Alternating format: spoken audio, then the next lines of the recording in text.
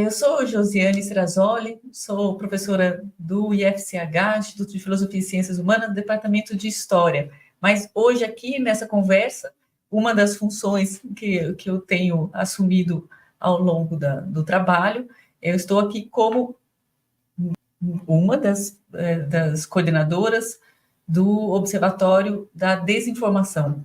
E tenho o super prazer de estar aqui com dois dos outros coordenadores, que são também idealizadores, e mão de obra para todos os desafios do Observatório da Desinformação, a pesquisadora Cláudia Vanderlei, que é pesquisadora no Centro de Lógica e Epistemologia, o CLE, Cláudia do CLE, a gente não esquece. E estou aqui também com o professor Everton Machado, que vem de bem longe, da Universidade Federal do Acre, campus Cruzeiro do Sul, que é professor de biologia também, está desde das primeiras ideias aqui do Observatório. O Observatório tem início nos diálogos entre o Observatório de Direitos Humanos da Unicamp e o CLE, mas a partir do meu diálogo com a Cláudia. Bom, a partir daí ele tomou vida própria e hoje ele realmente está com asas aí para abraçar os desafios que não são pequenos em relação a esse tema da desinformação. Eu acho que seria interessante para a gente entender um pouco o que é esse observatório, talvez a Cláudia começar a dizer de onde qual é o terreno de onde ele brota. Que eu acho que é um pouco isso assim que eu vejo o observatório. Sim. Josiane, o observatório brota da nosso espanto na pandemia, da quantidade de informação duvidosa que a gente começou a perceber. A gente estava fechado, né? A gente não estava se conversando presencialmente, e aí o domínio das telas sobre a gente ficou muito grande, e a gente começou a pensar, então, que a gente deveria propor alguma coisa para articular o conhecimento científico, como é que a gente poderia não ser reativo a cada vez que aparecesse uma desinformação, e sim se juntar para poder responder a isso, de certa maneira, e se preparar e entender melhor o fenômeno da desinformação juntos. Acho que é esse que vem a conversa. Daí a conversa é com o Observatório de Direitos Humanos, porque a gente pensa que o direito à comunicação, né? O direito à informação. O direito à informação. Integridade da informação, né? O direito à liberdade de expressão, essas coisas todas viram centrais. E são direitos humanos. E são direitos humanos. São direitos humanos, mas não afetam só humanos, né? Acho que eu vejo muito o lugar que o Everton sempre vem chamando a atenção para as nossas pautas, um pouco desse lugar. É um direito humano, mas o humano não está no centro das preocupações. Né? Isso. Obrigado por o convite de estar aqui, né? Participando. E sim, né, é importante entender que o direito nosso é compatível, deve ser compatível com o direito da existência como um todo, né? É importantíssimo que a gente comece a pensar esses conceitos, essas formas de informar, né, e evitar desinformar e diminuir essa separação que a gente criou entre ser humano e o todo, né? Como se as coisas fossem desconectadas e não tivéssemos o espaço fosse só nosso, né? Estamos convivendo com... Os últimos que chegaram aqui, né? Os mais encrenqueiros. Os mais encrenqueiros. Chegou uma turma mais bagunceira um pouquinho. Exatamente. Mas aí, acho que seria bacana a gente conversar um pouco sobre isso, né? Como é que a gente bota lado a lado? Você está falando de uma preocupação ambiental, com uma preocupação com uma educação para um ambiente que seja vivo para todos. Como é que isso se conecta com a desinformação? Para mim, é claro, mas eu entendo que às vezes quando a gente fala para as pessoas, sim, como que isso funciona? Acho que dá para a gente explorar um pouco assim. Eu acho que a primeira questão desinformativa, vamos falar assim, né? Questão desinformativa, né? É justamente existe um trabalho da sua área, né? Uma questão histórica de desconectar o ser humano do todo, do meio, né? E isso vai se construindo até um ponto que a gente começa a achar que isso é o normal, o regular, né? E aí, essa é uma questão, acho que talvez seja uma desinformação numa escala incrivelmente ampla, onde a gente para, né, para criar toda uma história, uma narrativa, um discurso, onde nós estamos desconectados do meio, né? E ela não parece desinformação. E ela não parece desinformação, parece que justamente é a informação regular. Então, acho que essas questões talvez sejam as mais difíceis de identificar, são as construções estruturais ligadas a uma desinformação que não é objetiva, não é óbvia, né? Mas, além disso, a gente tem desinformação mesmo caprichada sendo feita para desarticular aqueles que estão pensando criticamente, que estão convocando. Acho que seria, não sei, a gente podia contar um pouco como é que a gente pensa sobre isso. Eu estou aqui num papel esquisito de ficar perguntando, né, porque eu não sei exatamente qual é, como que isso funciona, mas a gente pensa tudo muito conectado e junto, né? Então, tentando separar um pouquinho para a gente deixar claro como que a gente imagina. A desinformação pode ser uma narrativa que vai se repetindo, como essa, mas ela também é uma falsificação feita com propósito, feita coordenadamente, né, que tem um efeito, e acho que uma coisa que a gente tem discutido, e talvez seja importante colocar, é que esse funcionamento cada vez mais intenso da falsificação, ele a universidade convoca aqueles que produzem conhecimento a fazer alguma coisa, né? O que, por exemplo? Cláudia, ajuda a gente. Uma das coisas que a gente pensou e vem funcionando, a gente vem fazendo isso, a gente traduziu um curso da Unesco, botou na plataforma Coursera. Uma coisa que a gente fez, funcionou muito, foi localizar o conhecimento. Então, porque os nichos de desinformação, eles não são genéricos, eles vêm por grupos, comunidades, valores, né? Valores e a conjuntura daquele lugar. Então, não é a mesma coisa, né? A desinformação que vem para a nossa região aqui não é a mesma que vai para o Everton lá no Acre, né? Então, uma das coisas que a gente fez foi conversar com diferentes nichos, né? O pessoal do hip hop de São Paulo, a gente foi para a floresta conversar com o pajé, com o cacique, para perguntar como é que ele via a questão da chegada da desinformação. A gente foi para terreiro conversar com o mãe de santo, perguntando como é que o axé, né, resolve isso com seus filhos, avisa, né, para as pessoas não entrarem em cilada, porque às vezes a desinformação é uma questão sobre a nossa vida, né, comunitária, mas às vezes também você pode pensar que é um golpe, né? Eu recebi um golpe, a pessoa me pediu para colocar dinheiro na conta dela, fingindo que era outra pessoa. Também a questão do letramento midiático, ela percorre tudo isso, né? Uma propaganda que chega enganosa por alguma coisa. Então, a primeira questão é, tipo, o que está te incomodando na sua comunidade? Né? E eu acho que isso, para nós, é um diferencial do tipo de utilização do material da Unesco. A gente está fazendo as coisas conversando com os grupos.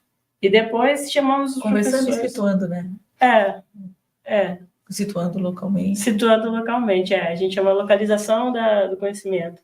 E aí a outra é chamar os professores, nossos colegas, para falar sobre conjuntura, que é uma proposta do professor Michel Davran, porque a gente acha que quando a gente discute junto a conjuntura sobre uma questão que está sendo falseada, né, distorcida, né, a gente dá subsídios para as pessoas pensarem, né, construírem aí junto com a gente um bom senso sobre a coisa. Agora entrou uma palavra nova aí que a gente não tinha colocado na roda ainda, que é letramento midiático. Acho que a gente vai ter que explicar um pouco como é que a gente entende essa coisa, que ela é estratégica. Eu, às vezes, tenho problema com letramento midiático. Eu tenho a impressão que ele fala que as pessoas não têm nenhuma iniciação, como se fosse alfabetizar desde o início, né? Educação midiática me parece alcança mais aquilo que acontece. Porque letrado em mídia, a gente encontra todo mundo é senhor do seu né? Não vamos mencionar o nome das empresas que fazem redes sociais, que elas não pagam nada para a gente, muito pelo contrário, mas todo mundo tem ali, né, o seu entorno, com quem se comunica, que difunde informação, etc. Não precisa ser educado para isso. Sabe clicar, sabe compartilhar, sabe. Então, a iniciação, a alfabetização está dada. Meio distorcida, mistura os alfabetos, não sei, não tem uma direção, uma ética muito clara, talvez não tenha nem muito objetivo claro para quem está usando. Mas a educação midiática hoje, acho que ela é absolutamente estratégica, não tem como a gente fugir dela, né? Tem que lidar com ela. Aí, talvez explicar um pouco como é que a gente entende isso. Quem quiser. O nome em inglês é Media and Information Literacy, e aí a gente fica correndo atrás do rabo, falando como é que a gente traduz isso de uma maneira... Mas é uma discussão sobre cidadania no final, né? Se você, ao fim e ao cabo, a gente está falando de uma cidadania que a gente precisa atualizar para os meios digitais, né? E aqui na universidade a gente tem muito essa coisa das áreas de conhecimento que tem a ver, né? O que é letramento? Aí vai pegar todo mundo que fala letramento e vamos botar... e talvez a gente vai ter uma discussão com eles se está adequado, se não está, ou pega o pessoal da faculdade de educação, né, porque está chamando de educação midiática, mas a gente pode chamar também de cidadania digital, por exemplo, né, cidadania em relação às informações que circulam em larga escala e o que a gente faz com isso. Eu acho que a gente tem que fazer, a ideia é a gente ter uma postura um pouco mais crítica em relação a esses aparelhos, vamos dizer assim, ao trânsito de informações que a gente tem acesso agora, que é uma coisa que a gente não tinha antes, então a gente tem que constituir essa cultura entre nós, né? E essa cultura, ela vem a partir dos problemas que surgem, né? Não pode importar uma coisa da Suécia, importar uma versão como os americanos estão fazendo. Sim, os problemas estão fazendo para eles, né? Estão fazendo para eles, porque os problemas deles são esses. Exato. Tem outras referências, e a gente não tem... Não vai considerar as nossas. As nossas vão parecer sempre marginais se a gente partir deles. E não resolve, né? Não resolve. E não vai resolver. A gente tem que achar soluções por aqui. Por isso eu acho que é bom a gente estar trabalhando entre áreas também, porque todas as questões de informação, elas afetam todo mundo, né? Sim. E aqui a gente tem 3 áreas, pelo menos, né? Sim. Todo mundo meio transbordando das suas áreas, mas pelo menos 3. Né? Pelo menos 3. Que já dá uma visão muito distinta dos problemas, né? Isso é uma coisa importante. Pessoas diferentes pensando sobre as mesmas questões levam a soluções novas, né? Senão a gente fica partindo em cima das soluções que já existem, que são insuficientes para os problemas que são novos. Que são inéditos, né? Na escala que a gente tem. A estrutura é a mesma, mas os problemas são novos. E a cada momento que passa, esse fluxo é muito rápido também, né? O jogo de interesse é muito rápido. Vai fluindo de acordo com o que interessa a determinado conjunto de poderes, né? De afetar. E aí a desinformação vai acompanhando esse fluxo e tem pessoas limitadas a uma única área não conseguem permear por todos os possíveis problemas criados, né? Se a gente aprofundar bastante a educação midiática, a gente vai um pouquinho desmontar as caixinhas das nossas áreas, né? Eu sinto isso fortemente. Então, todas as iniciativas que eu acabo, mesmo quando ainda era lá no Observatório dos Direitos Humanos, eu estou sempre fugindo da caixinha, porque elas não são exatamente isso que Everton está dizendo, elas não são suficientes. As nossas caixinhas são muito limitantes. Então, fora da caixinha. Então, fora da caixinha quer dizer também que a gente precisa de colaboração de muita gente para tocar o observatório. Está crescendo, está nascendo, está fazendo... Não vou falar de patas de aranha, não, porque vai entrar no assunto delicado, mas ele vai se ramificando, vai indo para outras direções, e eu não sei muito para onde vai. Alguém que sabe a direção para nós? Eu acho que ele vai para onde tiver desinformação. Pois então vai longe. Eu acho que vai. Eu acho que sim. Porque se a gente predeterminar um caminho para ele, ele não acompanha esse fluxo de problemas que são dinamizados o tempo todo. É fato. É fato. Mas eu não sei, eu fico um pouco sempre preocupada, tá bom? Qual o novo desafio que a gente é capaz, tem fôlego para alcançar, né? Então, eu acho que um pouco contar, toda vez que eu estou contando sobre o observatório, eu tento dizer de um jeito que quem está escutando possa se sentir parte. Que não tem, isso aqui não tem dono, isso aqui tem responsáveis, sem dúvida. Eu não tiro a nossa responsabilidade da iniciativa, mas é um lugar aberto, né, que as pessoas possam se sentir também das suas caixinhas, convidadas a pular para esse lugar sem caixa. Né? Eu acho que isso é interessante. Eu enxergo o observatório como um agregador, muito mais do que qualquer outro tipo de iniciativa, porque ele não vai se tornar exatamente um lugar de consulta, de verificar, não é um lugar de verificação rápida, né? Tem outras agências trabalhando muito bem nesse sentido, né? Eu acho que o observatório, eu acho que o nome do observatório tem a ver com isso, né? Olhar o que está acontecendo, olhar quem está fazendo, né? Tentar fazer um rastreamento e talvez um ponto de encontro, né? Acho que o observatório pode caminhar, né? Vamos se tornar um ponto de encontro, onde diferentes pessoas com diferentes iniciativas podem se encontrar para poder olhar para outras questões, olhar para outras soluções, né? Uma espécie de hub, uma espécie de, não gosto muito de anglicizar, né? Uma espécie de praça de encontro. Com melhor. Praça de encontro. Melhor. Uma arena. Uma arena. Mas a arena também o pessoal usa para futebol, né? Então, mas futebol as pessoas se encontram também, não é uma coisa ruim. Mais ou menos. Começam xingando o juiz. Todo mundo encontra um ponto comum. A gente também xinga o juiz. De fato. Todo carinho com os juízes. Claro. A gente só alerta o juiz que tem gente vigiando. Um alerta. E aqui também acho que a gente faz isso, gente. Não está dando certo por aí, né? Não tá caminhando. Assim, acho que a gente falou da educação midiática, né? Tem o desafio de também não permanecer só dentro da universidade, falando com a universidade, né? Acho que essa é uma questão, estratégico, definidor do caminho do observatório. Ele pode ser esse lugar lugar de encontro, pode ser um lugar de chamar a atenção para como o ecossistema da desinformação está funcionando, né? E poder ajudar as pessoas a se situarem, mas ele também não está só dentro da universidade, como eu às vezes tenho um pouco de medo do lugar, o observador, ele está ali, né, com o periscópio, está olhando, observando, está certo, está errado, aqui vai, não, ele está junto, né, e aí ele se abre também para fora da universidade. É um projeto de extensão nesse sentido, que escuta e também busca dialogar. Tem um projeto com os professores, que a Cláudia podia falar um pouco com a prefeitura. A gente fez um curso com os professores da rede pública municipal de Campinas. A gente agora estamos pensando em articular com jornalistas também, né? E estamos conversando, qualificando a conversa com os pesquisadores que já publicaram sobre desinformação.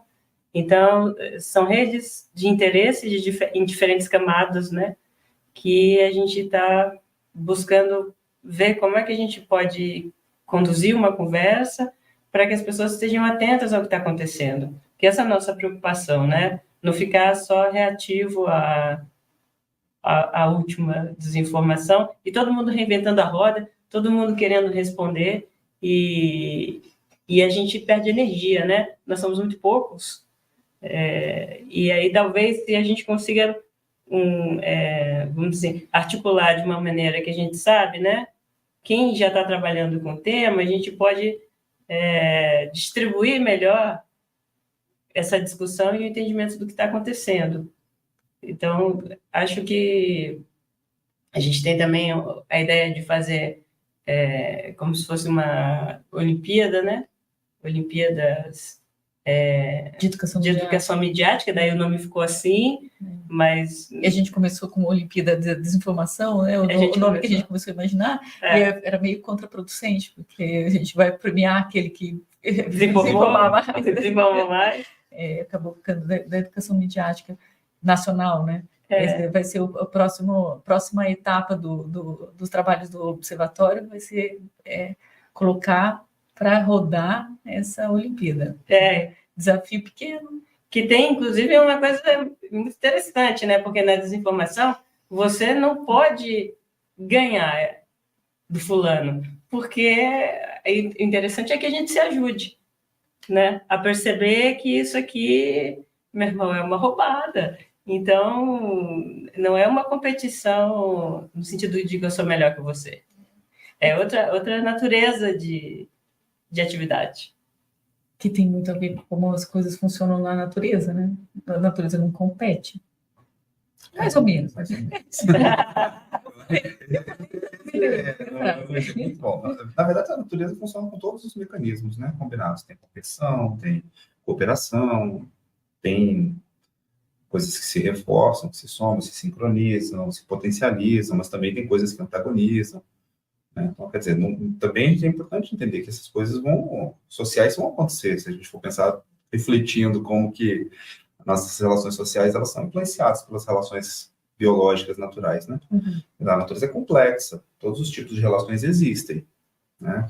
Cabe a nós verificar quais tipos de relações são interessantes ou que trazem prejuízo para o nosso coletivo social. A gente pode aprender muito com a natureza, inclusive com que até justamente alguns mecanismos de cooperação são eficientes, alguns mecanismos, qualquer momento de cooperar, qualquer momento de combater, né? A natureza também tem o seu momento combativo, né?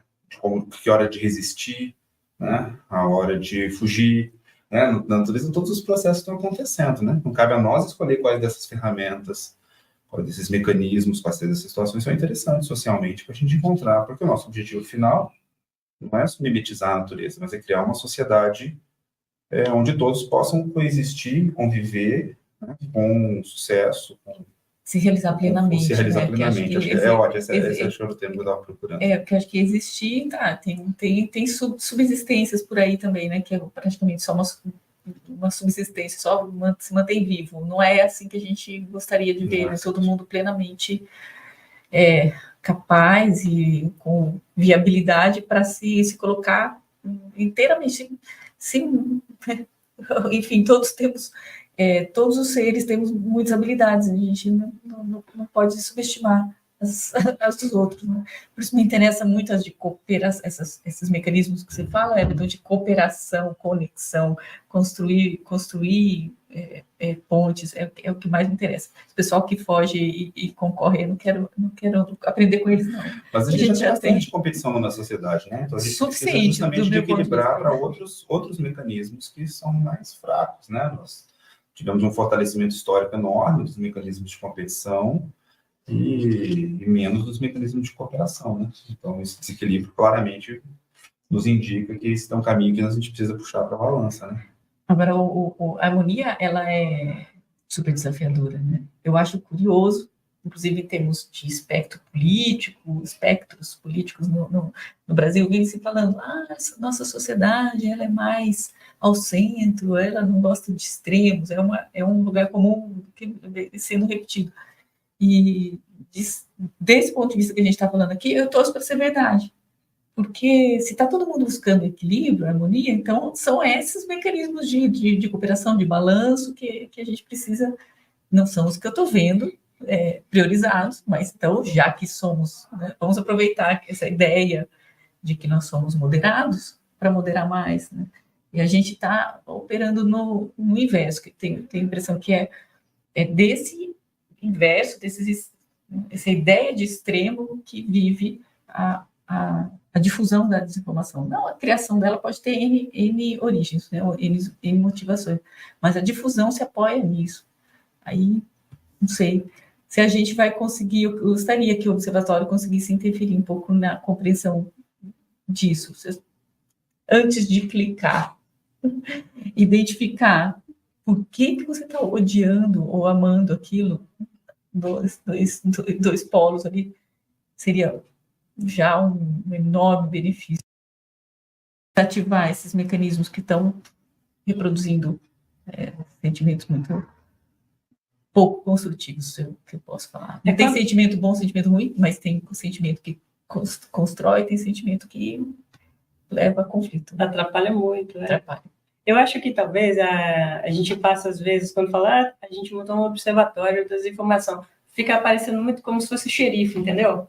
Um panóptico, assim, estou vendo tudo, estou classificando. O olho que tudo vê. O olho que tudo vê. Estou fora. Eu acho que não é por aí. Eu acho que o observatório, no sentido assim, eu estou percebendo que a gente está com problema. E quem estiver percebendo, a gente pode trocar ideia. E aí tem essa questão muito mesmo dos sentimentos que a desinformação promove, né? Esses gatilhos as iscas que a gente morde, que eles são um pouco, me parece que é feito para isso, né? É isso que eu ia falar, ele não promove, ele administra. Então olha aí. É a gestão desses sentimentos. E aí, isso não é novidade. Todo governo autoritário fez isso com capricho, alguns com sutilezas, outros sem sutileza mesmo. E a gente sabe como funciona. Então, aí a história ajuda. Ela não ensina nada, né, mas ela diz assim, já vimos esse filme e já sabemos como termina. A gente pode mudar esse roteiro, dá tempo. Né? A gente está aqui para mudar o roteiro. Sim. Eu vejo também que a questão do observatório, essa questão de olhar para quem pode ajudar, né? Olhar para quem pode colaborar, também ajuda a diminuir o caos, eu acho. Eu vejo dessa forma, porque a desinformação, me parece que ela promove um caos social. Por quê? Porque as pessoas se confundem, e quem se confunde não conversa. Né? Porque as pessoas estão confusas. Então, eu estou tentando entender alguma coisa e aí fica cada vez mais confuso. E o volume também, eu acho que não é desintencional. E quem está confuso tem medo. E quem tem confuso tem medo. E quem tem medo fica mais confuso. O medo nunca é um bom amigo, né? Tomar decisão. E aí acaba fazendo as pessoas a tomarem decisão com base no medo. Com base no eu não vou conversar com as pessoas porque me parece que a gente tem uma disputa, aquela pessoa está falando uma coisa, eu estou lendo outra, eu não quero conversar com ela, e quando as pessoas não se conversam, né, a gente amplifica esse caos, amplifica a dificuldade de encontrar soluções, porque quando a gente não conversa, a gente não resolve. Até em casa, né? Tem pessoas em casa, a gente não conversa com essas pessoas que convivem com a gente não resolve os problemas de casa. A gente só vai resolver quando a gente vai sentar para conversar. Né? E a desinformação gerando diferentes formas de confundir, né? Eu não quero, porque ela está me falando uma coisa, eu li outra, né? Eu não sei em quem confio, melhor ficar na minha. Não vou conversar com você, não vou conversar com você. Né? Isso desarticula todo mundo. Eu acho que o papel do observatório também é tirar esse problema, né? Vamos tentar sentar, conversar. A gente voltou para a praça. Gostei da imagem da praça. A gente não tinha usado. A praça é legal. Gostei da praça. Praça é legal. Melhor que Hub. Melhor que eu. Vamos fazer um piquenique na praça. Piquenique na praça. Ótimo, comida. Eu acho que o piquenique na praça sempre resolve as coisas. Nas disciplinas, quando estou com problema com os meus alunos, eu sempre falo. Resolve eu resolvo no piquenique. Muito bem. Chamo para o piquenique, vamos sentar, nada conversar. Como morar do lado da floresta amazônica. Nada, né? Claro. Aqui eu vou fazer piquenique. Exatamente. Eu também. Pipoca. Tendo a vontade, tendo a intencionalidade, se encontra uma solução. Acho que está até uma lição para o observatório, né? Sim. Se há uma intencionalidade de conversar, de se articular, a solução vai ser encontrada. Pode, a chance dela ser melhor é maior do que ficar sozinho batendo cabeça. Ou clicando. Loucamente. Clicando loucamente. Aquele coraçãozinho vermelho lá não é um ícone muito promissor. Acho que tem também uma dimensão do nosso trabalho. O observatório, nossa praça está num lugar, né? Nossa praça está aqui dentro da universidade. E, embora a gente consiga ver esses mecanismos de desinformação funcionando em vários lugares, especialmente em relação ao conhecimento científico, aquilo que a gente produz dentro da universidade, ao lugar da academia no debate sobre os desafios que estão colocados para a sociedade, está sendo crescentemente colocado em dúvida. E esse ecossistema da desinformação tem especial dedicação a fazer isso, desmentir o que um pesquisador falou, trazer uma versão paralela, uma versão minoritária, e acho que de um jeito, de um lado, se aproveita do funcionamento da própria ciência, a ciência se estrutura a partir de dúvida, se estrutura a partir do debate, então a gente dificilmente chega a um consenso ou a uma conclusão derradeira. A ciência caminha com conclusões que vão sendo questionadas e depois... Né? Então, esse mecanismo nosso mesmo, ele favorece o oportunismo de quem quer pegar, tá vendo? Eles levantaram, eles também têm dúvida. E coloca a coisa toda de ponta cabeça, deturpando a informação. Aí, que é uma coisa que dentro do nosso trabalho a gente ensina a não fazer, né? Deturpar, manipular, não é parte do nosso trabalho. E aí acho que tem um desafio gigante, eu vejo como um desafio bastante grande, que é não perder de vista a maneira como a gente trabalha, que é parte do nosso...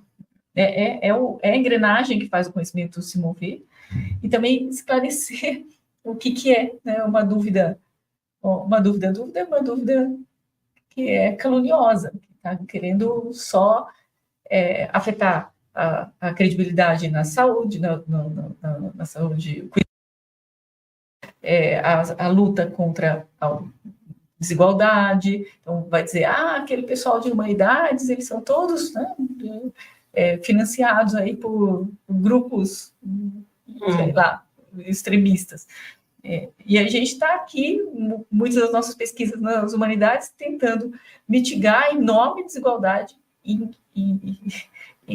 injustificável que a nossa sociedade constrói. Então, eu vejo, não sei como vocês enxergam isso, eu vejo como um desafio de duas cabeças. Então, é manter a nossa integridade, como é que o nosso conhecimento funciona, e esclarecer sobre ele. E a outra cabeça é poder limpar o terreno e tirar essas pseudociências que circulam, essas desinformações que deixam as pessoas inseguras para tomar uma vacina, para mudar uma rotina de cuidado com o outro, etc. Eu não sei como é que vocês enxergam isso.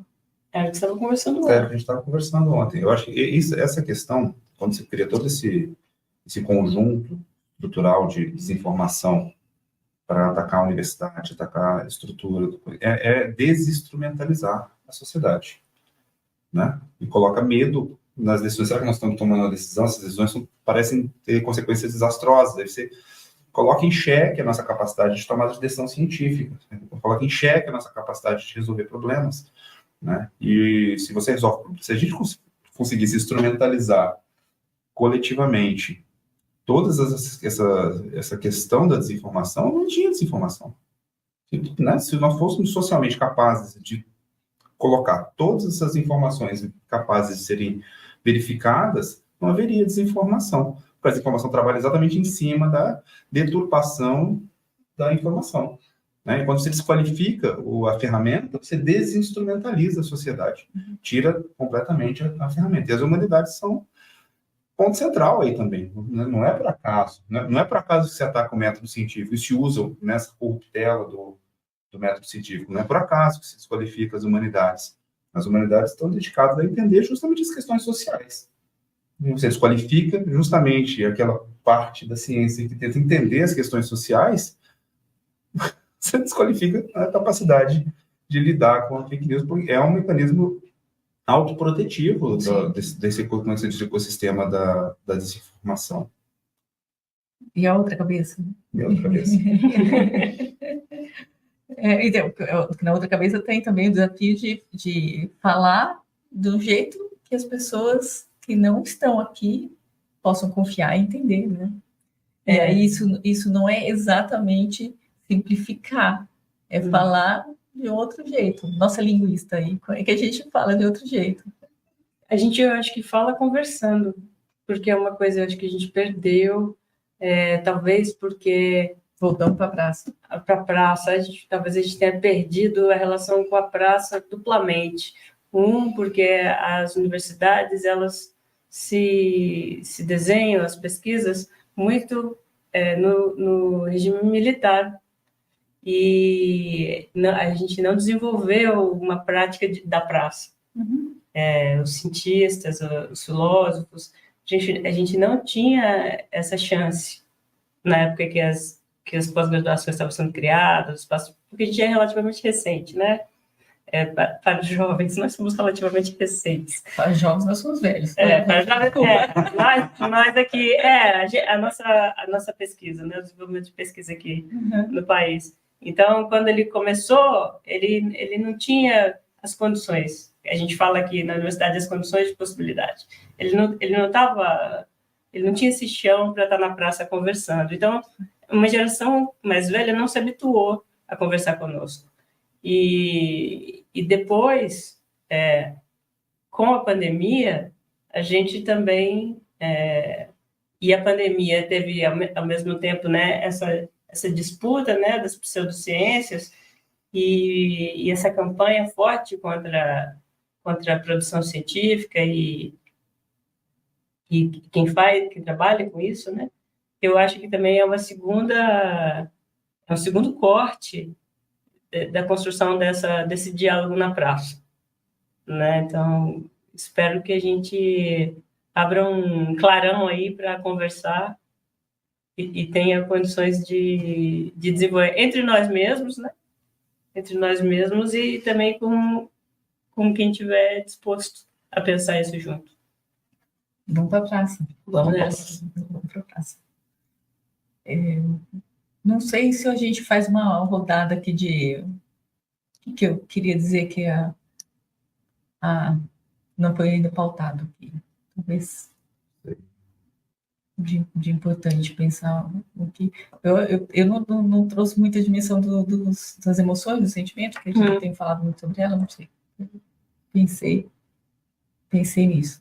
Eu acho que em cima daquela sistematização que você fez, eu acho que talvez essa ideia da gente estar junto, da gente ser um coletivo, da gente prezar, né, o primeiro raciocínio quando você recebe uma notícia, pensar se isso prejudica alguém, sabe? Tipo, na hora que você vê uma mensagem que chegou, uma informação que chegou para você, pensar, mas será que se eu passar isso adiante, né? Estava brincando segunda-feira, vai botar fogo no parquinho, no WhatsApp da família? Vai prejudicar, né? As relações que já são tão esgarçadas ultimamente, né? A gente pode evitar fazer esse gesto, né? Olhar, nossa, mas isso vai excluir de vez minha tia. Não exclua. Pega a tia de volta. Pega para conversar. Isso me faz pensar uma coisa que talvez eu não tenha ainda trazido para os nossos debates. É importante entender que não tem em nenhuma dimensão disso que a gente está falando, do observatório, que acho que o nome é ruim nesse sentido, que coloca a gente fora, parece, né? Sim. A gente está falando de praça. Não há nunca a ideia de que tem eles e nós, um lado eles errados, nós certos, né? Então, quando você não bota fogo no parquinho, no grupo da família, é um pouco assumindo esse lugar mais humilde de olhar, eu também posso ter dito alguma coisa que era parcialmente verdadeira, ou que era uma desinformação, e que na reação, na pressa, eu joguei adiante. Então, não dá para a gente sair julgando, a gente também faz, né? Claro. As teorias da conspiração, que são um grande terreno para alimentar N desinformações que circulam, elas... quem nunca flertou com uma teoria conspiratória? Tá? Não vamos mencionar nenhuma para não dar visibilidade para elas, mas eu consegui, em 2 segundos, pensar em 5, que eu já falei, será? Então, acho que um pouco de humildade, de olhar para isso e entender que a gente vai precisar ser muito, muito mais cidadão do que a gente foi até hoje. Uma palavrinha que anda fora de moda, cidadania. Quando eu me formei professora, isso estava em pauta todo dia. Qual é o objetivo dessa aula? A aula era sobre Pedro Álvares Cabral, mas o objetivo era formar cidadãos. Eu nunca entendi como é que o Pedro Álvares Cabral ia contribuir para isso. Demorei para entender como é que ele podia. Era as avessas. Né? Eu tentava ver o Pedro ensinando. Porque o Pedro vai ensinar, ele humilhou todo mundo. Então, humilhar não vai resolver. Ninguém gosta de estar errado, né? Acho que tem essa questão, acho que é muito importante. Ninguém gosta de estar errado. Sim. A gente não gosta, quem está errado também não. E aí, às vezes, a gente é o errado. Né?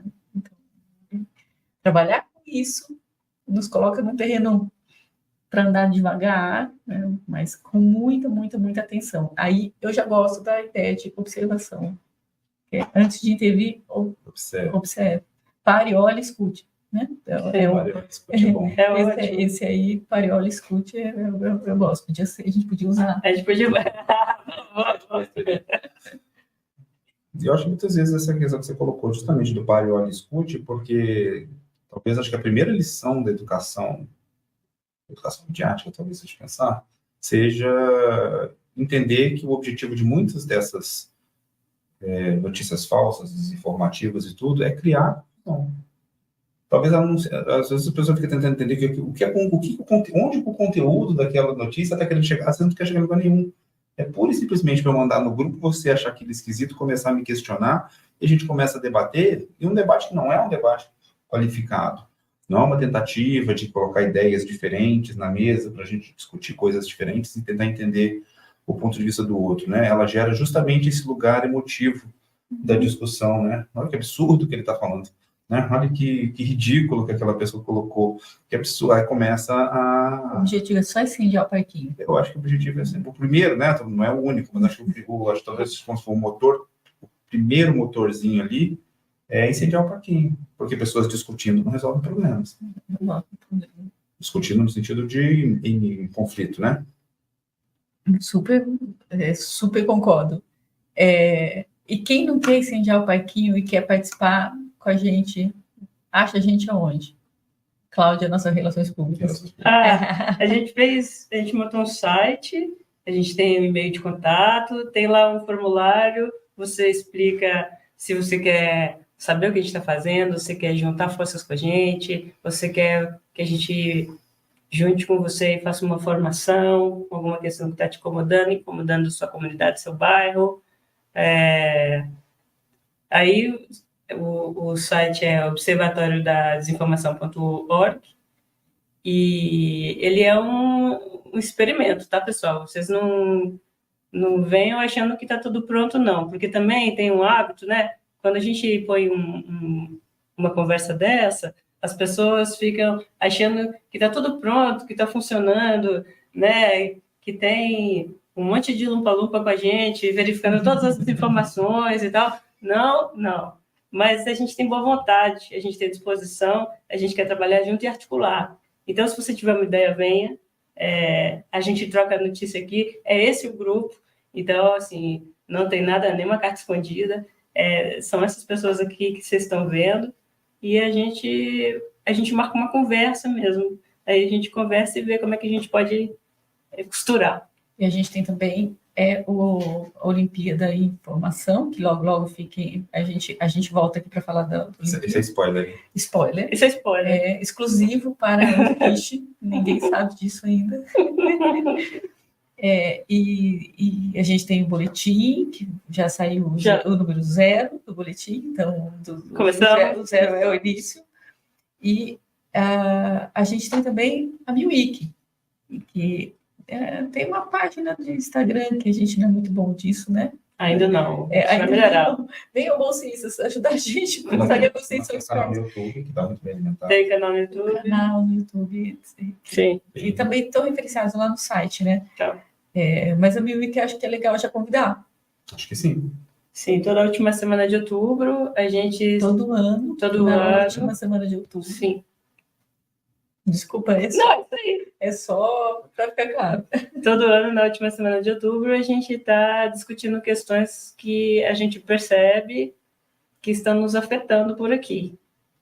Então, não é uma discussão genérica, a gente está fazendo isso em parceria com a Unesco, A gente tem o acompanhamento da Educação Superior da Unesco para letramento midiático, informacional e diálogo intercultural. E nós somos, aparentemente, o primeiro grupo de trabalho que fala da conjuntura local e discute isso em relação à conjuntura local de uma maneira, vamos dizer assim, reflexiva. E então eles estão muito empolgados com esse modo de tratar esse evento anual. A gente tem feito online porque a gente consegue colocar outras vozes para estar falando que a gente não conseguiria viabilizar a presença aqui, como os Paité, né, e etc. Exatamente. E os Mil Creme. Mil Week não é milkshake, então o que é mil? Mil é a semana... Mas lembrar de milkshake, lembrar da Mil Week também? Outubro já está quente de novo, se é que vai esfriar algum dia. A semana do Mil. Aí a semana do Media and Information Literacy, que a gente está traduzindo aí de forma aberta, educação midiática. Sem tanto apego ao conceito, né? Sem tanto apego não é ao conceito, né? Nesse caso. É uma articulação, não é um objeto que a gente está desenvolvendo o conceito. É uma articulação. Então, era todo outubro, fique de olho que vai estar aparecendo aí. E alguns vão estar recebendo convite para vir participar, né? E todo mundo para participar falando, né? Tá propondo, e todo mundo vai estar convidado aí a acompanhar os debates e se envolver com ele. Além de todas essas possibilidades de articulação que a gente colocou aqui, nós estamos hoje, na última semana de junho de 2024, eu sei lá quando você está vendo isso aí do outro lado da tela, então aqui é a última semana de junho de 2024, e a gente acaba de ter a primeira experiência dessa praça, como a gente chamou aqui, com um grupo de jornalistas profissionais. A gente fez uma parceria com o grupo EP, que é aqui da região de Campinas, com abrangência para Ribeirão Preto, região de Ribeirão Preto, São Carlos, sul de Minas, pega lá, segundo eles dizem, 300 cidades, né? Acho que, como estamos falando de um tema de interesse amplo, vale muito a pena que ele também ganhe essa amplitude. E a gente fez essa parceria para discutir desinformação, um funcionamento da desinformação que é a fake news, e pensando isso em relação às eleições, né? Foi uma experiência que eu avalio como de muito aprendizado, né? Um trabalho sempre pensado coletivamente.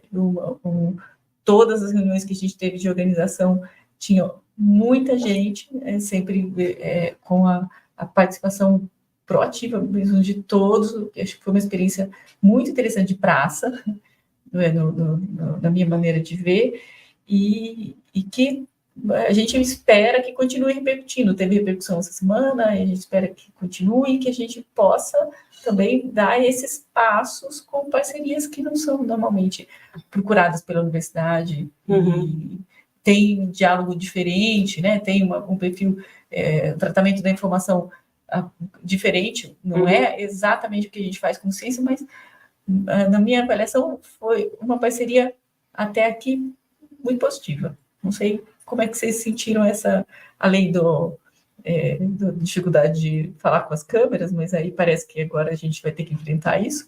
A gente vai acostumar com elas? Não sei, diga por vocês. Eu acho que é uma experiência muito interessante. Acho que justamente é o que a gente pretende no Observatório, né? Conversar com grupos diferentes de pessoas que pensam, trabalham de uma forma diferente, e isso vai... E tem a mesma preocupação. Tem a mesma preocupação, né? E isso vai gerar essas soluções, como foi esse encontro, né? Uma forma diferente de conversar, nos desafia a pensar também de uma forma diferente. E pensar diferente gera novas soluções, né? Pensar diferente, para mim, já é a base de qualquer coisa boa. Pensar diferente. Acho que por isso que eu virei professora. E conversar com grupos que não são óbvios que a gente conversaria de uma outra situação. Eu acho que isso é a cereja do bolo. Eu fiquei contente porque na perspectiva da Unesco, os dois grandes grupos de profissionais que que tem, vamos dizer assim, ferramentas para lidar com desinformação em grande escala são as universidades e os jornalistas.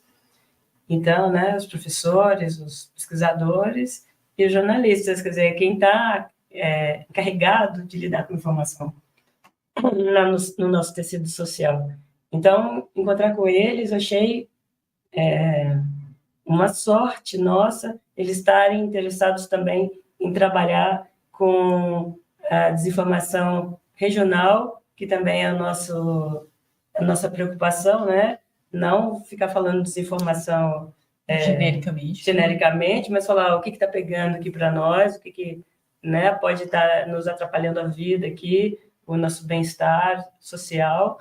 E então isso é muito legal, achei muito importante, e é uma maneira nova, né, diferente de trabalhar com a questão, porque de fato o fenômeno da desinformação, ele não é de uma área de conhecimento, né? E ele é uma preocupação do cidadão. Então, se, por exemplo, a gente recebeu um convite agora para dar aula e conversar e fazer uma roda de conversa com os caiçaras, né? Numa como chama? Corrida de canoa. Então, a gente vai lá. Porque o interesse é esse, tipo, qual é, e essa modelagem para a gente entender regionalmente naquela comunidade, qual é a questão. Os jornalistas aqui estão preocupados também, a mesma coisa. Então, para nós é um match perfeito. É uma alegria estar com eles. Funcionou muito bem. Funcionou. Então, acho que a gente podia ir pensando em arrematar um pouco aqui alguns recados, né? Vou pensar aqui, enquanto vocês pensam, eu coloco os meus recados. Recados não é recado final, é recado de começo, é recado zero. Que a gente está convidando as pessoas a participarem. Eu diria assim, não se desespere, não fique sozinho. Vem se articular. Não dá para enfrentar fake news sozinho, não vai apenas uma dimensão jurídica, dizer temos que regulamentar as redes sociais, etc. Faz parte, mas só ficar angustiado e sozinho não vai resolver. Então, a gente vem para a praça, a gente está tentando se articular melhor para olhar para isso tudo com mais maturidade. E acho que outro recado se observe como é que você está reagindo, porque nós estamos sendo tão bombardeados de informações alarmistas, de um certo sentido, que a nossa reação talvez ela não esteja passando por nenhum filtro pessoal, né? Então, chegou, pá, explodiu. Então, não se desespere, não fique sozinho e dá uma olhada no espelho, ver como é que você está reagindo diante da indiferença, diante da fúria, como é que isso te mexe com você, porque quem está trabalhando com desinformação mapeia muito bem como você sente. Então, é melhor você estar um passo à frente dele. Ele está mapeando, vai estar lá, mas você pode estar um passo à frente, né? Então, observe. Então, o meu recado é esse. Pare, olhe, escute, né? Pare, olhe, escute. Ficou bom também. Ficou bom. Nossa, recado, né? Recado é esse? Sim. Observe, pare, olhe, escute. Pare, olhe, escute. Perfeito. Acho que é isso. A gente super agradece ao espaço e promete trazer mais confusão aí em breve. Porque a praça é confusa. A praça é confusa. A praça é. Muito bem. Obrigada. Obrigado.